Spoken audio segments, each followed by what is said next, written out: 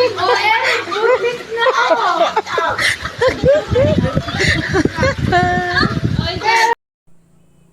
Hey guys, si propa natin itong bigay ni Sis Weng na Forever Rich. Ayan, natamlay siya, hindi ko alam kung bakit. Sis Weng, ba't ba mataglay ito si Forever Rich mo?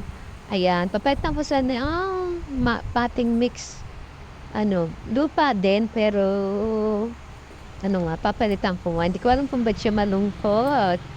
At kung kailan siya tatawa.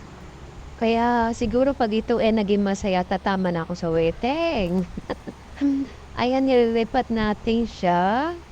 Isasabit ko na lang, baka ayaw niya na nakapats, ano ko na lang siya, iahang. Para baka doon, mas gusto niya ron. Ayan, lipat. Kasi nga nung ako, may mga, nung ito nga yung nabagyo, tapos, 'di ba hindi ko naasikaso kasi nga, basta nalayuan kasi ako, Kaya ngayon maayos ko na sila. Kaya nilipat ko na siya. Ayan, 'di ba ang ganda kapag ito ay sumigla at naging mayabong, bagay siya diyan sa hanging plant na 'yan. Yan, nandito nga pala tayo sa ating bagong garden, sa ating bagong gawang garden ni Papa Cesar. Dito na tayo forever. Ayun, oh. Ayan, naka one round tayo ng ating Forever Rich na bigay ni Sis Wet. At tayo ay magre-repat pa tayo ng ibang plants, pero iikot ko muna kayo dito sa aking simpleng, gusto ko siyang tawagin wall garden, pero hindi siya yung wall garden na mayayaman.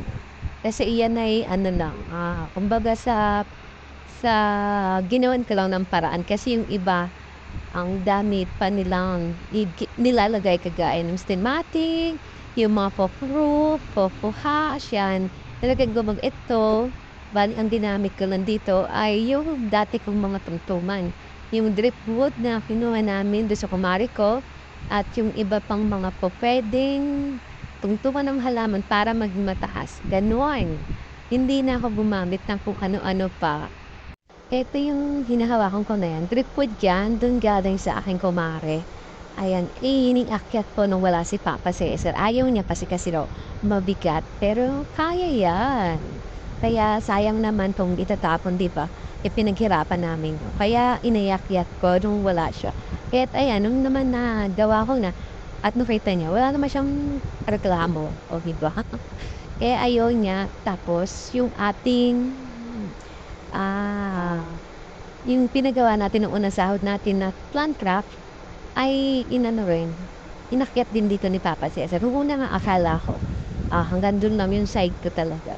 Tapos nagulat ako, sabi niya, puputulin daw niya yung plant craft at ilalagay ito doon sa may isang site.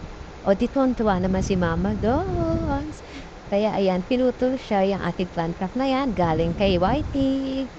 Kaya ayan, marain na tayo nakilagay at unti-unti na ilalagay ko na silang lahat sa ating itaas. Yung iba kasi mga pagalingin baga. Kaya inunot ko lang ko sila kung paano ko sila ilalagay. Ayan, tingnan mo yung ating finished cactus. Finished cactus. Ayan, ito bibigay ko to kay Ate Jo. Ayan. Ito namang ating agape. Ayan, may baby na. Tapos ito yung galing kay Sis Jen. Ayan. Tapos itong hibiscus ko na namlay. Kasi nga, hindi siya naharawan naman doon. Tapos, ayan yung sa ating succulent. Ayan. Ito yung ilaw. Yung solar light. Kaya madali lang siya. Hindi na nagtatagal. Ito yung ating orchids. Ayan, medyo may dilaw. Kaya medyo natatakot ako. Pero matigas naman yung kanyang puno. Kaya mabubuhay yan. Laban, orchids, laban. At ang ating monstera, tingnan na paalaki. Yung isa kong monsterero, nasunog. Yung face kay Ma'am Rosebud Sabona, yung gumagawa kasi inilagay pa naman sa kung saan. Ayun, nasunog. Kaya ang ating garden na yun. Ang ganda ng aking burning moss na barricaded.